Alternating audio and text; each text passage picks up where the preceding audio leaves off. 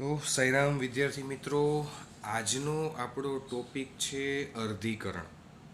અર્ધીકરણ શબ્દ મેં તમને લોકોને આગલા લેક્ચર દરમિયાન સમજાવ્યો, અને પછી આપણે અર્ધીકરણની અંદર શું કરવાનું છે એના વિશેની ચર્ચા મેં તમને કીધું હતું કે એ પછી કરશું. એ પહેલાં તમને લોકોને માનવ શરીરના કોષીય પ્રકારો અને કેમાં સમવિભાજન થાય, કેમાં અર્ધીકરણ થાય એના વિશેની ચર્ચા કરી, અને એના રિલેટેડ જે કંઈ પણ મેં વર્ક કર્યું છે એનું PDF મેં તમને લોકોને છેલ્લે જે કંઈ સમજાવ્યું બરાબર એ મોકલ્યું હતું. બરાબર છે. દેહી કોષો અને લૈંગિક કોષો, જેમાં દેહી કોષો કે જે દેહનું નિર્માણ કરે, બરાબર, દેહની રચના સાથે સંકળાયેલા હોય, પેશી છે, અંગો છે, અંગતંત્રો છે, આ એવા કોષો છે કે જે આપણા દેહ સાથે જન્મ લે અને દેહ સાથે મૃત્યુ પામે.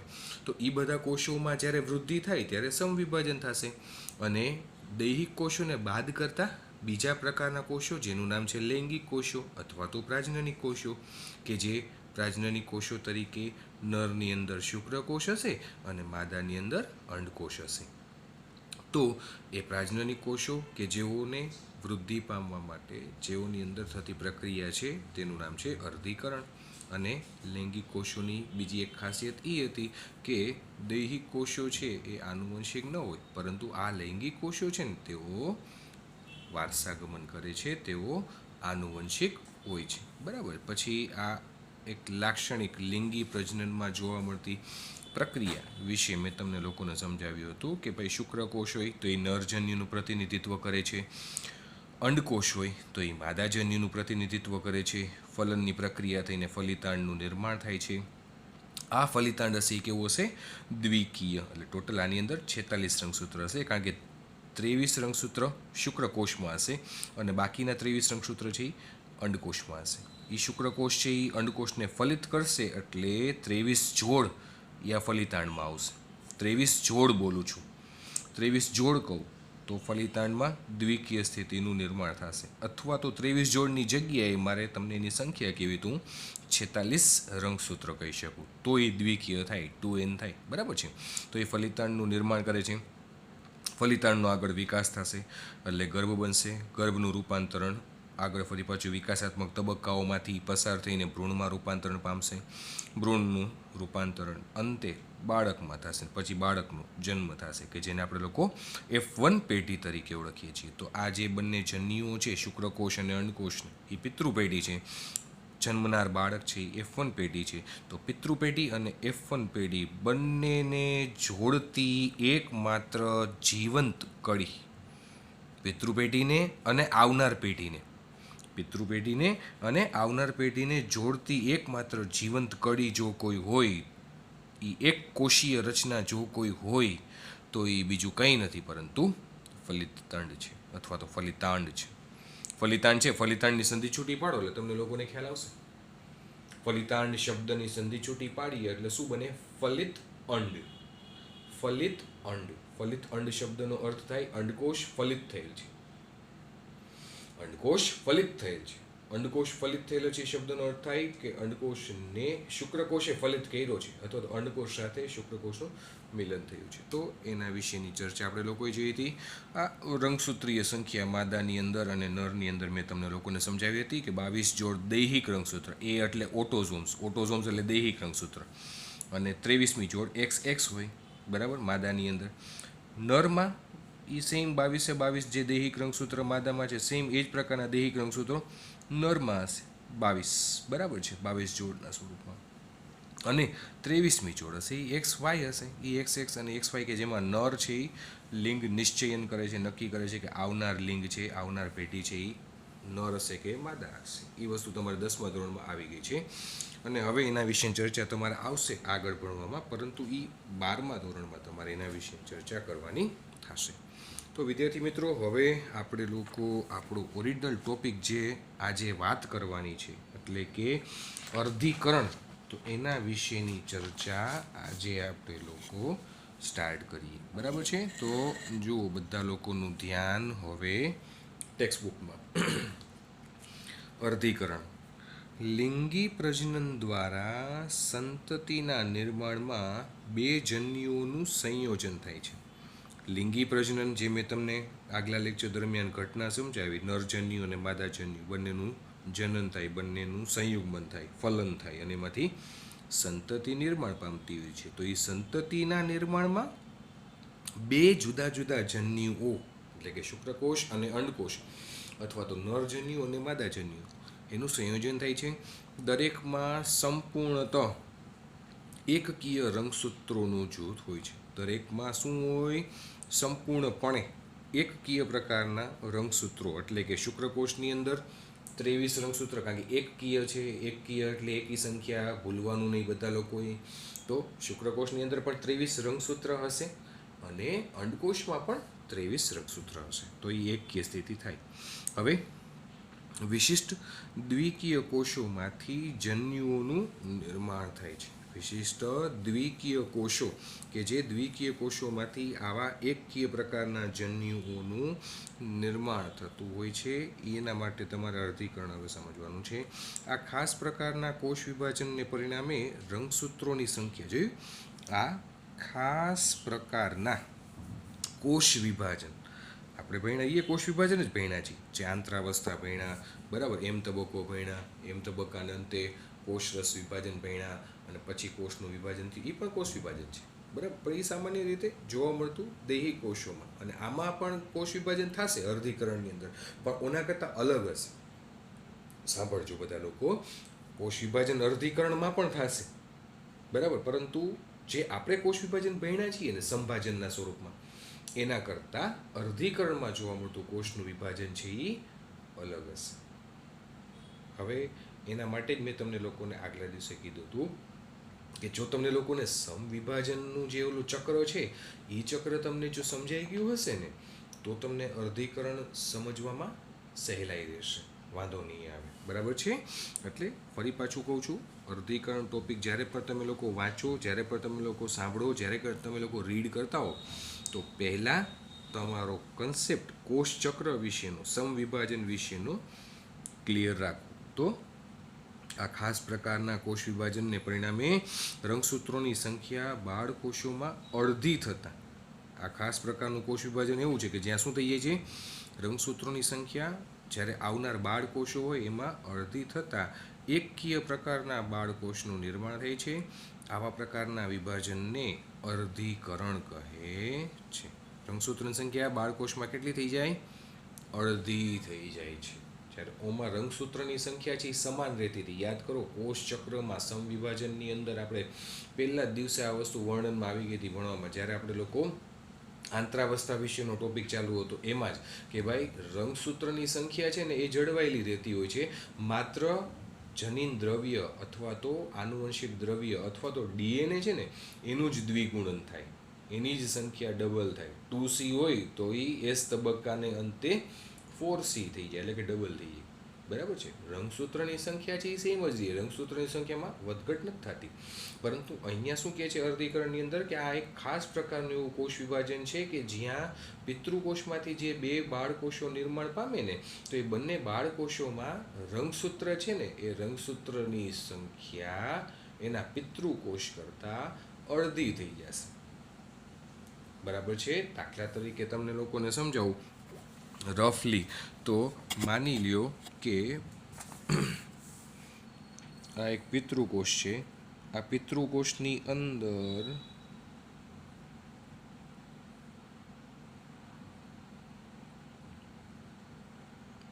આવી રીતે રંગસૂત્ર છે.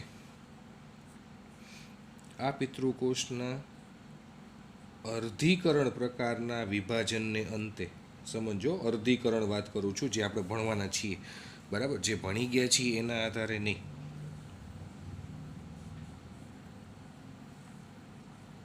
અર્ધીકરણ પ્રકારના વિભાજનને અંતે જે દોહિત્ર કોષો, જે બાળકોષો નિર્માણ પામે છે ને, એ બાળકોષોમાં રંગસૂત્રની સંખ્યા અડધી થઈ જાય છે. એટલા માટે એને અર્ધીકરણ કીધું છે. જો આ પિતૃકોષમાં રંગસૂત્રની સંખ્યા તમે જોઈ શકો છો અને આ બાળકોષમાં રંગસૂત્રની સંખ્યા તમે લોકો જુઓ, એટલે તમને લોકોને ખ્યાલ આવે, બરાબર. ટૂંકમાં જેટલી પિતૃકોષમાં રંગસૂત્રની સંખ્યા હોય ને એના કરતાં અડધી થઈ જાવ, એટલા માટે અર્ધીકરણ. પિતૃકોષમાં આવેલા રંગસૂત્રની સંખ્યા કરતાં બાળકોષોમાં રંગસૂત્રની સંખ્યા અડધી થઈ જાવી એને કહેવાય અર્ધીકરણ. આ એક ખાસ પ્રકારનું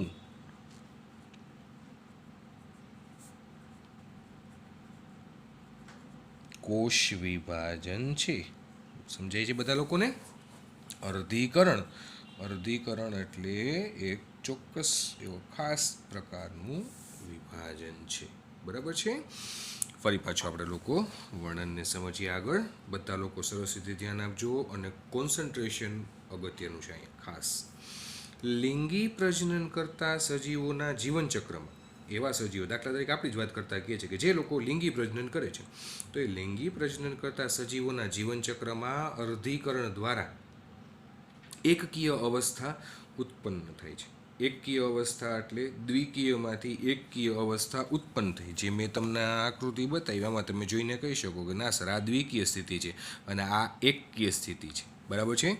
આ સ્થિતિ અત્યારે તમે જોઈ શકો છો, આ દ્વિકીય સ્થિતિ છે અને અત્યારે આ એમાંથી જે બાળકોષો નિર્માણ પામ્યા એ એકકીય સ્થિતિ. તો આ આપણા બધાની લાક્ષણિકતા છે. લિંગી પ્રજનન કરતા દરેક સજીવોની લાક્ષણિકતા છે. તો લિંગી પ્રજનન કરતા સજીવોના જીવનચક્રમાં અર્ધીકરણ દ્વારા એકકીય અવસ્થા ઉત્પન્ન થાય છે, જ્યારે ફલન દ્વારા દ્વિકીય અવસ્થા પુનઃ પ્રાપ્ત થાય છે. એના માટે ફરી પાછું આ આકૃતિ જુઓ એટલે તમને લોકોને ખ્યાલ આવે. ફલન દ્વારા દ્વિકીય અવસ્થા પ્રાપ્ત થાય છે. સમજાણું? ટેક્સ્ટ બુકની જ વાક્ય રચના મેં તમને સમજાવ્યું. અહીંયા ફલનથી જુઓ, આ શુક્રકોષ છે નરજન્યુ, આ અંડકોષ છે માદાજન્યુ. શુક્રકોષ છે અંડકોષને ફલિત કરે એટલે આની અંદર આ પણ સિંગલ એન એટલે એકકીય છે, આ પણ એકકીય છે એટલે કે આની અંદર 23 છે, આની અંદર 23 અંગસૂત્ર છે. બરાબર છે? હવે શુક્રકોષ અંડકોષને ફલિત કરે અને ફલિતાંડનું નિર્માણ થાય એ કેવું આવશે? 2n 23 જોડ અથવા તો 46 રંગસૂત્ર. એટલે આને હું આમે બોલી શકું 23 જોડ અથવા તો ટોટલ આંકડો હું કહી શકું 46. કેમાં હોય છે? ફલિતાંડમાં. તો ફલિતાંડ ક્યારે બન્યું? તો કે ફલનની પ્રક્રિયા થઈ ત્યારે. તો ફલનની પ્રક્રિયા શું પુનઃ પ્રાપ્ત કરવા માટે જવાબદાર છે? તો ફલનની પ્રક્રિયા દ્વિકીય પ્રકારની સ્થિતિ તમારે પ્રાપ્ત કરવી હોય, ફલનની પ્રક્રિયા દ્વિકીય સ્થિતિ 2n પ્રાપ્ત કરવું હોય, nમાંથી 2n પ્રાપ્ત કરવું હોય તો ફલન જરૂરી છે. એટલે આના માટેનું એક તમને રફ વસ્તુ સમજાવવું. તો આ 2n બરાબર, 2nમાંથી તમે એકને નર તરીકે લઈ લ્યો અને એકને માદા તરીકે લઈ લ્યો. એ બંને વચ્ચે મિલન થાય છે. બરાબર? એ બંને વચ્ચે મિલન થયું તો એ પ્રક્રિયાને આપણે નામ આપીએ છીએ ફલન. તો બંને એકકીય સ્થિતિમાં હોય, એ બંને વચ્ચે ફલન થાય ત્યારે એમાંથી શું બને? તો ત્યારે એમાંથી દ્વિકીય સ્થિતિ આપણને પ્રાપ્ત થાય. તો દ્વિકીય સ્થિતિ પ્રાપ્ત કરવા માટે શેની જરૂર પડે? ફલનની. આ નરજન્યુ છે, શુક્રકોષ છે, આ માદાજન્યુ છે, અંડકોષ છે. એ શુક્રકોષ અંડકોષને ફલિત કરશે તો દ્વિકીય સ્થિતિ પ્રાપ્ત થઈ.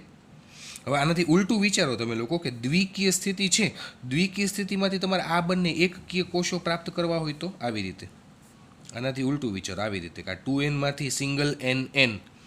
તો એના માટેની જવાબદાર પ્રક્રિયાને તમે શું નામ આપશો હવે?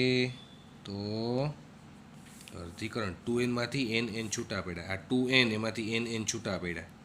હવે સમજાણું બધા લોકોને? તો ફલન એવી પ્રક્રિયા છે કે જે એકકીય સ્થિતિમાંથી દ્વિકીય સ્થિતિ પ્રાપ્ત કરવા માટે વપરાય, અને અર્ધીકરણ એવી પ્રક્રિયા છે કે જેમાં દ્વિકીય સ્થિતિમાંથી એકકીય સ્થિતિ પ્રાપ્ત કરવા માટે આ પ્રક્રિયા થાય છે. તો લિંગી પ્રજનન કરતા સજીવોના જીવનચક્રમાં અર્ધીકરણ દ્વારા એકકીય અવસ્થા ઉત્પન્ન થાય છે, જ્યારે ફલન દ્વારા દ્વિકીય અવસ્થા પુનઃ પ્રાપ્ત થાય છે. વનસ્પતિ અને પ્રાણીઓમાં જન્યુ જનન દરમિયાન, વનસ્પતિ અને પ્રાણીઓ બંનેમાં જ્યારે જન્યુઓનું જનન થતું હોય, જન્યુ જનન શબ્દનો અર્થ થાય જન્યુનું નિર્માણ, જનન એટલે સંશ્લેષણ, જનન શબ્દનો અર્થ થાય નિર્માણ પામવું. તો જન્યુ જનન દરમિયાન અર્ધીકરણ થાય છે. આપણી અંદર પણ આ જ વસ્તુ લાગુ પડે, કારણ કે વનસ્પતિ અને પ્રાણીઓ બે કહી દીધું છે. બરાબર. એમાં મનુષ્યને અલગથી તારવવાની જરૂર નથી, પ્રાણીઓ કહી દીધું એટલે આપણે આવી ગયા એમાં. બરાબર છે. તો વનસ્પતિ અને પ્રાણીઓમાં જન્યુજનન દરમિયાન અર્ધીકરણ થાય છે, જેના ફલ સ્વરૂપે એકકીય જન્યુઓનું સર્જન થાય છે. જોયું? એકકીય એટલે એન, જન્યુઓનું સર્જન થાય છે, એટલે જન્યુઓનું જનન થાય. એટલે હંમેશા યાદ રાખવાનું, એક સનાતન સત્ય હું બોલું છું એ હંમેશા બધા લોકો યાદ રાખો છો. અહીંયા સાઈડમાં લખું છું એટલે તમારે લખી પણ શકાય. આ સનાતન સત્ય એ છે કે જન્યુઓ હંમેશા બોલું છું, જન્યુઓ હંમેશા એકકીય જ હોય. આ એક સનાતન સત્ય છે. કોઈ પણ તમને એમ કહે કે દ્વિકીય હોઈ શકે, ના. કોઈ પણ તમને ક્યાંય તમે બુકમાં વાંચો કે દ્વિકીય બને, તો ના, ન બને. જન્યુ એટલે કે શુક્રકોષ અને અંડકોષ, બરાબર છે, એ હંમેશા કેવા હોય? એકકીય. અને હવે તમે વિચારી શકો કે સર શુક્રકોષ અને અંડકોષ બે એકકીય હોય તો જ અહીંયા દ્વિકીય પ્રકારનું આ ફલિતાંડનું સર્જન થઈ શકે. વિચાર કરો. હવે આમાં હું દ્વિકીય લખી નાખું તો શુક્રકોષને અથવા તો અંડકોષને, બરાબર, એકમાં હું 2n લખું ને એકમાં હું n લખું તો અહીંયા 3n થઈ જાય, પણ એ શક્ય નથી, કારણ કે ફલિતાંડ છે હંમેશા કેવું હોય? દ્વિકીય, 2n. એટલે જન્યુઓ હંમેશા એકકીય જ હોય, કોઈ દિવસ દ્વિકીય ન હોય. હવે અર્ધીકરણની મુખ્ય વિશેષતાઓ વિશે વાત કરીએ તો અર્ધીકરણમાં કોષ કેન્દ્ર તેમજ કોષ વિભાજનના બે ક્રમિક ચક્રો સંકળાયેલા છે. અર્ધીકરણમાં કોષ કેન્દ્ર તેમજ કોષ વિભાજન એટલે કે એવું કહી દીધું છે અર્ધીકરણની અંદર તમારે પહેલું સ્ટેપ અર્ધીકરણનું શું થાય? તો પહેલું સ્ટેપ થશે કોષ કેન્દ્રનું વિભાજન. અને કોષ કેન્દ્રનું વિભાજન થઈ ગયા પછી તમને હવે બધા લોકોને ખ્યાલ છે કે કોષ કેન્દ્રનું વિભાજન થઈ ગયા બાદ આવે છે કોષ રસવાળો ભાગ, એનું પણ વિભાજન થશે. પણ અત્યારે આ કોષ કેન્દ્ર અને કોષ રસનું વિભાજન કયા કોષના સંદર્ભમાં આપણે ભણી રહ્યા છીએ? તો કે અર્ધીકરણ. અને અર્ધીકરણ છે એ કેમાં થાય? તો કે અર્ધીકરણ છે એ બાકીના કે કોષમાં નથી થતું, માત્ર નરની અંદર જે બધા અંડકોષ શુક્રકોષ હશે એની અંદર અને માદાની અંદર જ્યાં બધા અંડકોષ હશે એની અંદર જ આ રીતે વિભાજન થશે અર્ધીકરણ પ્રકારનું, કે જેમાં પહેલાં કોષ કેન્દ્રનું વિભાજન થઈ જાય અને પછી કોષ રસનું વિભાજન થશે. તો જન્યુજનન દરમિયાન અથવા તો એમ કહી શકાય કે જન્યુઓના જનન માટે કોઈ પણ સજીવ હોય પછી વનસ્પતિ સમુદાય હોય કે પ્રાણી સમુદાય હોય, બધામાં હંમેશા જન્યુજનન તો થાય જ. અને જન્યુઓનું જનન કરવા માટેની એકમાત્ર પદ્ધતિ કે જે દરેકને લાગુ પડે છે, જન્યુજનન કરવા માટેની એકમાત્ર પ્રક્રિયા કે જે દરેક સજીવ સમુદાયને લાગુ પડે છે, અને એ પ્રક્રિયાનું નામ છે અર્ધીકરણ. બરાબર છે. તો દરેક સજીવોમાં આ પ્રક્રિયા, જન્યુઓ એટલે એક સનાતન સત્ય યાદ રાખી લેવાનું કે જન્યુઓ એટલે અહીંયા સર અત્યારે વાત કરી રહ્યા છીએ શુક્રકોષ અને અંડકોષ વિશેની. સર અત્યારે વાત કરે છે શુક્રકોષ અને અંડકોષ વિશેની. અને શુક્રકોષ છે એ પણ એકકીય હોય, અંડકોષ છે એ પણ એકકીય હોય. બરાબર છે. શુક્રકોષ એકકીય, એની સામે અંડકોષ પણ એકકીય. એનો મતલબ શુક્રકોષની અંદર કેટલા રંગસૂત્ર હોય? 23. એમાં 22 દૈહિક રંગસૂત્ર અને એક 23મું જે છે એ વાય રંગસૂત્ર. અને અંડકોષમાં પણ 23 રંગસૂત્ર, એમાં 22 દૈહિક રંગસૂત્ર અને એક એક્સ. બરાબર છે. હવે એ બંને વચ્ચેનો સમન્વય થાય, અથવા તો આમાં એમ કહી શકાય કે 50% 22A + વાય લખું અને 50% 22A + એક્સ લખું. બરાબર છે. તો 23 રંગસૂત્રમાંથી કા શક્યતા આની હોય, કા શક્યતા આની હોય. આમાં તો કોમન જે છે માદાની અંદર અંડકોષની અંદર 23 રંગસૂત્રમાંથી 22 દૈહિક અને એક એક્સ રંગસૂત્ર. હવે આની સાથે કોણ જોડાય છે? આ જોડાય છે કે આ જોડાય છે, કે જેના આધારે આપણે લોકો લિંગ નિશ્ચયન બરાબર, આવનાર પેઢીની લિંગ કઈ છે એ નક્કી કરતા હોઈએ છીએ. તો આ જન્યુઓ જે છે એ હંમેશા એકકીય હોય છે. ફલનની પ્રક્રિયા જ્યારે થતી હોય ત્યારે જન્યુઓમાંથી ફલિતાંડનું નિર્માણ થતું હોય, અને ફલનની પ્રક્રિયા દ્વારા આપણે એમ કહી શકીએ કે હંમેશા જન્યુઓમાંથી જે ફલિતાંડનું સર્જન થાય છે, એટલે એકકીય સ્થિતિમાંથી અથવા તો એકકીય અવસ્થામાંથી દ્વિકીય અવસ્થા ઉત્પન્ન થતી હોય છે, જોવા મળતી હોય છે. અને એનાથી ઉલટું વિચારીએ અર્ધીકરણના સંદર્ભમાં, તો દ્વિકીય સ્થિતિ એટલે કે 2n છે એમાંથી એકકીય સ્થિતિ અથવા એકકીય અવસ્થા n, સિંગલ n એ ઉત્પન્ન થતા હોય.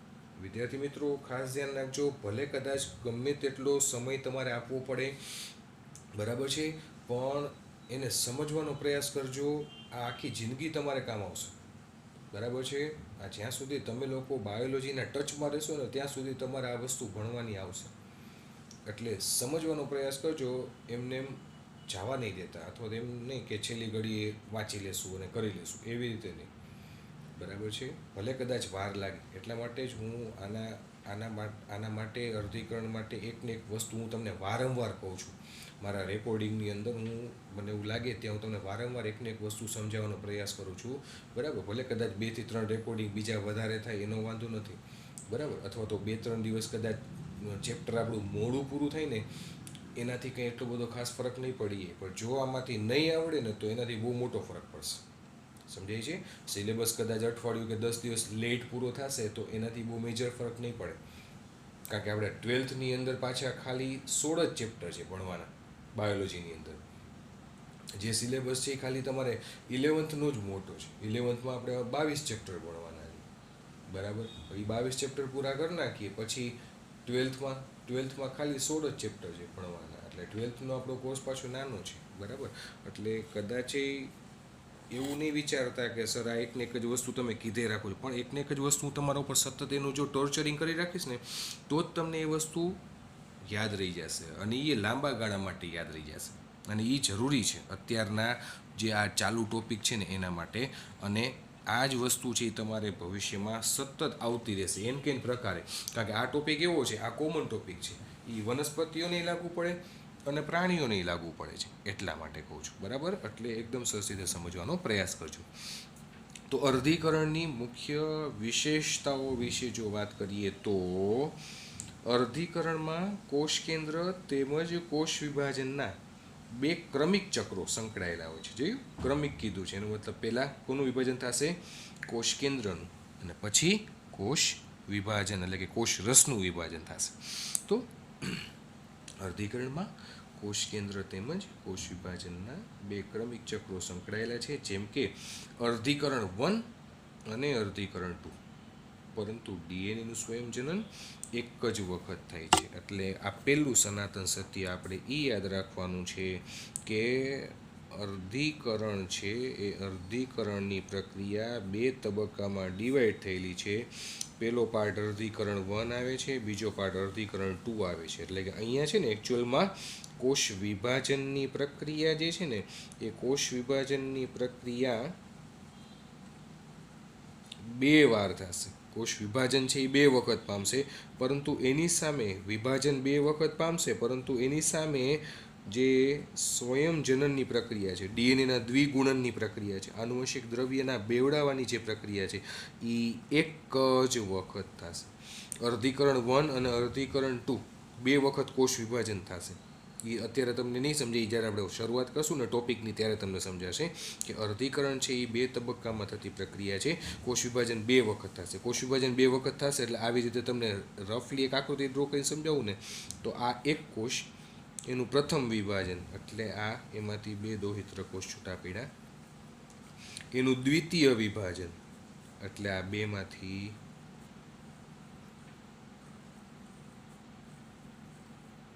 4 છૂટા પડ્યા. જોયું, આ પ્રથમ વિભાજન અને આ દ્વિતીય વિભાજન. આ આટલો તબક્કો જે છે ને એને આ અર્ધીકરણનું એક ચક્ર પૂરું થયું કહેવાય, બરાબર. જ્યારે આપણે જે સમવિભાજન અત્યાર સુધી ભણી ગયા એ સમવિભાજનમાં એક કોષમાંથી 2 બાળકોષો છૂટા પડી એટલે સમવિભાજન પૂરું. યાદ કરો, ઓલું જે ચક્ર મેં તમને લોકોને સમજાવ્યું છે તે G1 S G2 M, બસ એ એક ચક્ર પૂરું થયું હતું. ચક્ર પૂરું થયું, કોષરસનું વિભાજન પૂરું થયું ત્યાં સુધીમાં 2 બાળકોષો છૂટા પડી ગયા હતા. બરાબર, તો એક કોષમાંથી 2 બાળકોષો છૂટા પડવા એ સમવિભાજન. જ્યારે અર્ધીકરણની અંદર શું કીધું, વિભાજનની પ્રક્રિયા કેટલી વખત થાય છે? 2 વખત. એ વિભાજનની પ્રક્રિયા જે 2 વખત થાય છે એટલે પહેલું વિભાજન એટલે એકમાંથી 2 બને, અને બીજી વખતનું વિભાજન એ બંનેનું થાય એટલે 2માંથી કેટલા બને? 4. એટલે આ એક અર્ધીકરણ થયું કહેવાય. આ વિભાજન 2 વખત થયું, પણ એની સામે ડીએનએના સ્વયંજનનની પ્રક્રિયા છે એ એક જ વખત થઈ. હવે આપણને પ્રશ્ન એ થાય કે સર વિભાજન અહીંયા એક વખત થયું હતું, આ જે સમવિભાજન ભણ્યા તેમાં એક વખત થયું હતું વિભાજન સમવિભાજનની અંદર, બરાબર, એક ચક્ર પૂરું થઈને, તેમાં ડીએનએ છે એ એક વખત બેવડાતું હતું. તો અહીંયા વિભાજન છે એ 2 વખત થાય છે, અર્ધીકરણ 1 અને અર્ધીકરણ 2. તો એની સામે ડીએનએ છે એ 2 વખત નથી બેવડાતું, પરંતુ ડીએનએ છે એ કુદરતી રીતે એક જ વખત બેવડાશે. એના વિશેની ચર્ચા આપણે આગળ હવે ટોપિકમાં કરવાની છે. તો અર્ધીકરણ 1 અને અર્ધીકરણ 2 ક્રમિક ચક્ર ચાલતા હોય છે, પરંતુ ડીએનએનું સ્વયંજનન એક જ વખત થાય છે. એસ તબક્કામાં સંશ્લેષણાત્મક તબક્કો યાદ કરો, 2C માંથી 4C થવું. એસ તબક્કામાં માતૃ રંગસૂત્રના સ્વયંજનનથી ઉદ્ભવતી 2 સમરૂપ લાક્ષણિક રંગસૂત્રિકાઓના નિર્માણ સાથે અર્ધીકરણ 1ની શરૂઆત થાય છે. જે માતૃ રંગસૂત્ર છે એનું સ્વયંજનન થશે, અને એ રંગસૂત્રના સ્વયંજનન એટલે કે રંગસૂત્રની બેવડાવવાની પ્રક્રિયા. ડીએનએનું સ્વયંજનન કે તો ડીએનએ બેવડાતું હતું, તો અહીંયા શું કીધું છે શબ્દ? રંગસૂત્રના સ્વયંજનનથી ઉદ્ભવતી. એનો મતલબ રંગસૂત્ર બેવડાય છે, એનાથી ઉદ્ભવતી 2 સમરૂપ લાક્ષણિક રંગસૂત્રિકાઓના નિર્માણ સાથે અર્ધીકરણ 1ની શરૂઆત થાય છે. આના વિશેનો એક અલગથી ચાર્ટ મેં બનાવ્યો છે, એક અલગથી આકૃતિ મેં બનાવી છે, એ હું તમને લોકો નાખું. આ ટોપિક પૂરો થશે ને અર્ધીકરણનો, પછી એ ટોપિક તમને સમજાવી દઈશ અલગથી, એટલે તમને લોકોને એ આકૃતિ છે ને એક્ઝેક્ટ ક્લિયર થઈ જશે અર્ધીકરણ શું છે. અર્ધીકરણ દરમિયાન સમજાત રંગસૂત્રોની જોડીઓ બને છે. સમજાત રંગસૂત્રો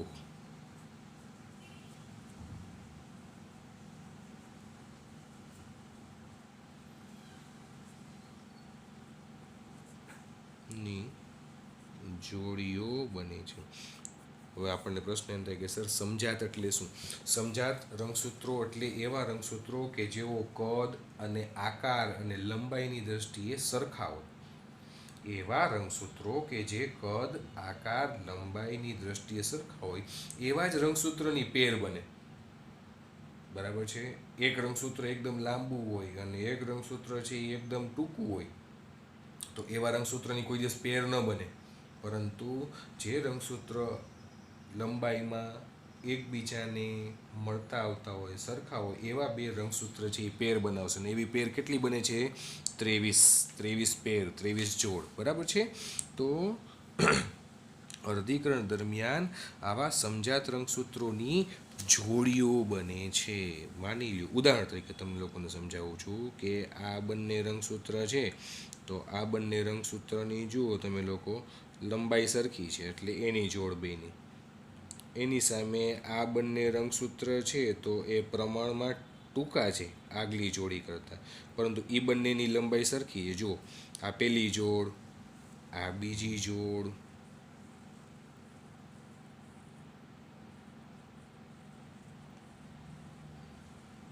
આ ત્રીજી જોડ. જોયું? લંબાઈને અનુરૂપ, કદને અનુરૂપ આ પહેલી જોડ, આ બીજી જોડ, આ ત્રીજી જોડ, આવી રીતે પોતપોતાની લંબાઈને અનુરૂપ રંગસૂત્રો એકબીજા સાથે ગોઠવાઈ જશે અને કેટલી જોડ બનાવશે? 23. આ રંગસૂત્રને, આ બંને રંગસૂત્રને કેવા રંગસૂત્ર કહેવાય? સમજાત રંગસૂત્ર. આ બંને સમજાત રંગસૂત્ર, આ બંને સમજાત રંગસૂત્ર તરીકે ઓળખવામાં આવે છે. આવી 23 જોડ બને છે. હવે સમજાણું બધા લોકોને? તો આ જે અર્ધીકરણની પ્રક્રિયા થશે ને, એ પ્રક્રિયા દરમિયાન સમજાત રંગસૂત્રોની જોડીઓ બને છે અને તેઓની વચ્ચે પુનઃ સંયોજન થાય છે. પુનઃ એટલે કે એક નવું સંયોજન, એટલે કે નવી વસ્તુ પ્રાપ્ત થાય છે. એ તમારા ટોપિકમાં આવશે ત્યારે હું તમને લોકોને સમજાવીશ. અત્યારે આ તો ખાલી અર્ધીકરણની વિશેષતાઓ કીધી છે. અર્ધીકરણ ટોપિક તો હજી બાકી જ છે આપણે સમજવાનું. અર્ધીકરણ 2ના અંતમાં, એટલે કે અર્ધીકરણ 2 એટલે બીજા નંબરનું વિભાજન. પહેલા નંબરનું વિભાજન થઈ ગયું, બીજા નંબરનું વિભાજન અર્ધીકરણ 2, અર્ધીકરણ 2ના અંતમાં એટલે એ પૂરું થવું પડે ત્યારે 4 એકકીય કોષોનું સર્જન થશે. બરાબર છે, કારણ કે વિભાજન 2 વખત થયું છે. વિભાજન 2 વખત થયું છે એટલા માટે 4 એકકીય કોષોનું નિર્માણ થાય. ક્યારે? અર્ધીકરણ 2 થઈ જાય ને એટલે 4 એકકીય પ્રકારના બાળ કોષો, આ 4 એકકીય પ્રકારના બાળ કોષો નિર્માણ પામશે. અર્ધીકરણ 2ના અંતમાં 4 એકકીય કોષોનું સર્જન થશે. અર્ધીકરણને નીચેની અવસ્થાઓમાં વર્ગીકૃત કરવામાં આવેલ છે. અર્ધીકરણ 1 અને અર્ધીકરણ 2. પહેલાં અર્ધીકરણ 1 ભણવાનું છે, પછી અર્ધીકરણ 2 જોવાનું છે. અર્ધીકરણ 1માં ફરી પાછી ઓલી પેટા અવસ્થા, પૂર્વાવસ્થા 1, ભાજનાવસ્થા 1, ભાજનોત્તરાવસ્થા 1 અને અંત્યાવસ્થા અથવા તો ભાજનાંતિમ અવસ્થા. આ ભાજનાંતિમ અવસ્થા લખ્યું છે ને એની જગ્યાએ તમે અંત્યાવસ્થા 1 લખી શકો, ખોટું ન પડે. બરાબર છે, બે નામ યાદ રાખવા. એટલે આ જે આ એક તબક્કો થયો ને, આ એક કોષમાંથી આ બે કોષ બન્યા ને, આ એક કોષમાંથી આ બે કોષ એટલે કે આ અર્ધીકરણ 1 થયું. આ અર્ધીકરણ 1 આટલું થતાં એમાં બીજી કેટલી પેટા અવસ્થા આવી? 4. પૂર્વાવસ્થા 1, ભાજનાવસ્થા 1, પછી ભાજનોત્તરાવસ્થા 1 અને ભાજનાંતિમા અવસ્થા 1. એ બધું આવી જાય. આ પૂર્વાવસ્થા 1, ભાજનાવસ્થા 1, ભાજનોત્તરાવસ્થા અને ભાજનાંતિમા અવસ્થા 1, એ 4 અવસ્થા આવી જાય ત્યારે આ એક પહેલી વખતનું અર્ધીકરણ પૂરું થાય. અને સેમ બીજી વખતનું અર્ધીકરણ પૂર્વાવસ્થા 2, ભાજનાવસ્થા 2, ભાજનોત્તરાવસ્થા 2 અને ભાજનાંતિમ અવસ્થા 2. એ 4 પૂર્વાવસ્થા 2, ભાજનાવસ્થા 2, ભાજનોત્તરાવસ્થા 2 અને ભાજનાંતિમ અવસ્થા 2. એ 4 અવસ્થા પૂરી થઈ જાય એટલે અર્ધીકરણ વિભાજન 2 પૂરું. અને અર્ધીકરણ વિભાજન 2 પૂરું ને 4 તમને એકકીય પ્રકારના બાળકોષો મળી જાય એટલે આખું અર્ધીકરણ પૂરું. તો આવું આપણા શુક્રકોષના વિભાજન સમયે નરની અંદર અને અંડકોષના વિભાજન સમયે માદાની અંદર આ પ્રકારની લાક્ષણિકતા જોવા મળી છે. તો આશા રાખું છું કે વિદ્યાર્થી મિત્રો તમને થોડું ઘણું ચિત્ર હવે ક્લિયર થઈ ગયું હશે કે આપણે હવે શું કરવાનું છે, શું ભણવાનું છે. બરાબર છે. તો આજે આપણે જે ચર્ચા કરી એ માત્ર શબ્દ, અર્ધીકરણ શબ્દ વિશેની, મિયોસિસ, બરાબર, અર્ધીકરણ ઇંગ્લિશમાં કહેવાય મિયોસિસ, એના વિશેની ચર્ચા કરી. નેક્સ્ટ લેક્ચરથી આપણે હવે આ બધા તબક્કાઓ અને આ તબક્કાઓ દરમિયાન, આ અવસ્થાઓ દરમિયાન આવતા ફેરફારો વિશેની ચર્ચા કરવાની છે.